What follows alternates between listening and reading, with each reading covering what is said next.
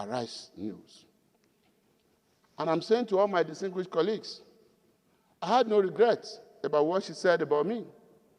She said I called her at exactly 13 minutes past 12.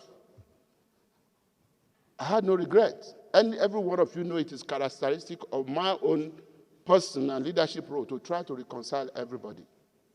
I went to the Senate president, and I got there that night.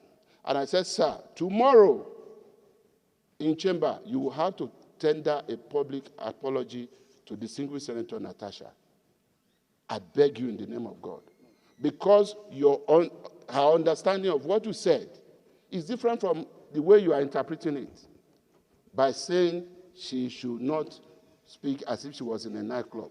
And Mr. President, you explained again that what you meant was that it's only in the nightclub that everybody speaks in loud voice, trying to raise their voice above the volume of the music. And I said, sir, I understand you.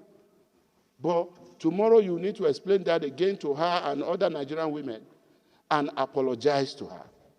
And you asked me a question, why is it that you are always coming to me to talk? You have not have you called Senator Natasha? Everybody is dragging me on the social media, her bloggers, including herself, saying I must go down. Have you called her? And I picked my call and called Senator Natasha, placing her on speakerphone. DSP was there, and 2 other of our colleagues. And I called. I didn't think 12 midnight was any time that we would not still be awake as senators. We go to bed 2 a.m., 3 a.m. People who are dragging us on social media should know that. And when I called distinguished Senator Natasha, the first thing I said was, distinguished, I am sorry. I hope I did not wake you up. She said, no, sir. I'm still busy. I'm still at work. You know, I can't be sleeping by this time. And I said, how is my brother? Referring to her husband. She said, he's fine and he's right here. And I said, I only called you to ask you a question. She said, what? I said, my dear sister, what would you gain? Because I'm reading everything your people are saying on social media.